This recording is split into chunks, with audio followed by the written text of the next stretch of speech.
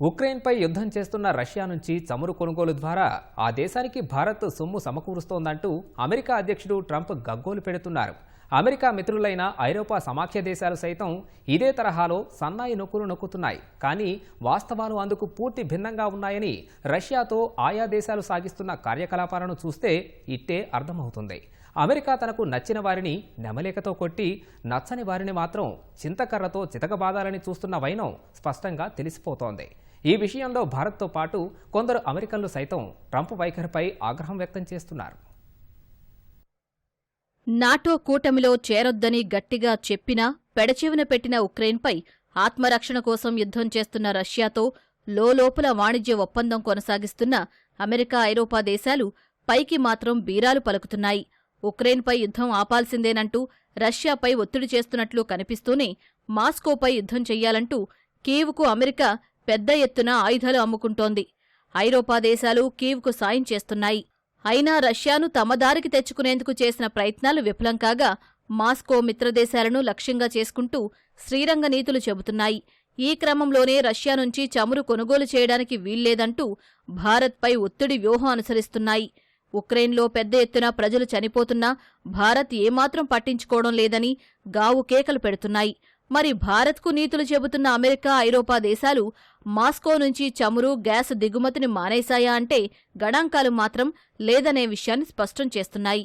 Centre for research on energy and clean air 2024 ఫిబ్రవరి నాటి లెక్కల ప్రకారం ఐరోపా సమాఖ్య దేశాలు రష్యా నుంచి 21.9 బిలియన్ యూరోల విలువైన చమురు, గ్యాస్ను దిగుమతి చేసుకున్నాయి.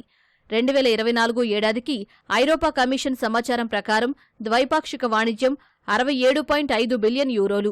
ఇదే సమయంలో యుద్ధం కోసం ఉక్రెయిన్కు ఐరోపా సమాఖ్య చేసిన సాయం 19 బిలియన్ యూరోలు మాత్రమేనని ది గార్డియన్ పత్రిక కథనంలో పేర్కొంది. అంటే ఉక్రెయిన్కు ఇచ్చే మొత్తం కంటే రష్యాకు సమకూర్చే సొమ్మే చాలా ఎక్కువనే విషయం స్పష్టంగా తెలుస్తోంది. మరోవైపు అమెరికా, రష్యా మధ్య 2024లో జరిగిన ద్వైపాక్షిక వాణిజ్యం విలువ $5.2 బిలియన్. అయినప్పటికీ అమెరికాతో పాటు ఐరోపా సమాఖ్య దేశాలు ఈ వ్యవహారంపై నోరు మెదపకుండా గురువింద సామెతను గుర్తు చేస్తున్నాయి.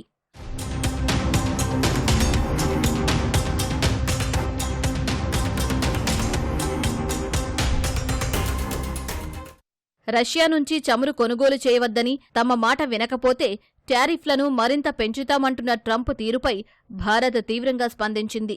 రష్యా నుంచి చమురు కొనుగోళ్లపై అమెరికా, ఐరోపా దేశాల అభ్యంతరాలను ధీటుగా తిప్పికొట్టింది. ఉక్రెయిన్ ఘర్షణ అనంతరం అంతర్జాతీయ విపణిలో తలెత్తిన పరిస్థితుల వల్లే దేశీయ ఇంధన అవసరాలను తీర్చుకోవడానికి రష్యా నుంచి చమురు కొనుగోలు చేస్తున్నట్లు భారత విదేశీ వ్యవహారాల శాఖ స్పష్టం చేసింది.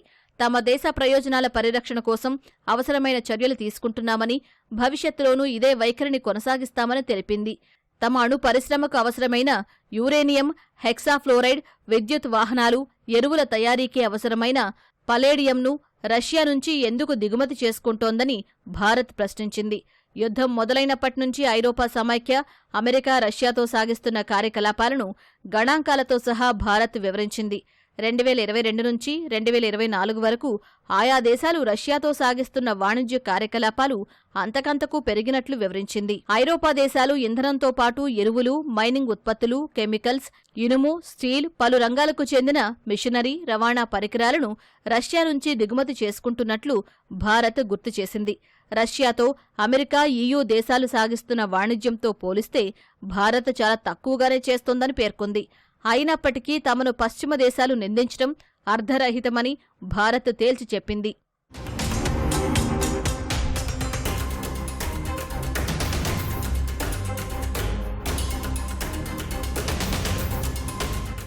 మరోవైపు అమెరికా మాజీ రాయబారి ఎరిక్ గార్సెటీ ఇటీవల చేసిన ప్రసంగం వైరల్గా మారింది. ఆయన అమెరికా ద్వంద్వ వైఖరిని బయటపెట్టారు. ప్రపంచవ్యాప్తంగా చమురు ధరలను స్థిరీకరించేందుకు రష్యా నుంచి భారత్ చమురు కొనుగోలు చేసేలా అమెరికానే అప్పట్లో ప్రోత్సహించిందని గుర్తు చేశారు. రష్యా చమురును పరిమిత ధర వద్ద ఎవరో ఒకరు కొనుగోలు చేయాలని అమెరికా కోరుకోవడం వల్లే భారత్ దిగుమతి చేసుకుందని ఆయన పేర్కొన్నారు. అది ఉల్లంఘనేమీ కాదన్న అమెరికా ఆ పాలసీనే అలా తయారు చేశారని గుర్తు చేసినట్లు వెల్లడించారు. 2022లో నాటి అమెరికా ట్రెజరీ సెక్రటరీ జానెట్ ఎల్లెన్ కూడా భారత్ చమురు కొనుగోళ్లపై అభ్యంతరం వ్యక్తం చేయలేదు.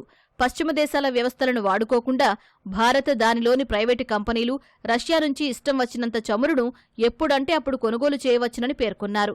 2024 ఫిబ్రవరిలో చమురు ధరల స్థిరీకరణలో భారత్ పాత్రను America assistant secretary of state Jeffrey Pyatt కూడా అంగీకరించారు. ఈ విషయాలన్నింటినీ మర్చిపోయినట్లు నటిస్తున్న ట్రంప్ భారత్పై మాత్రం పెత్తందారీ పోకడలను కొనసాగిస్తున్నారు.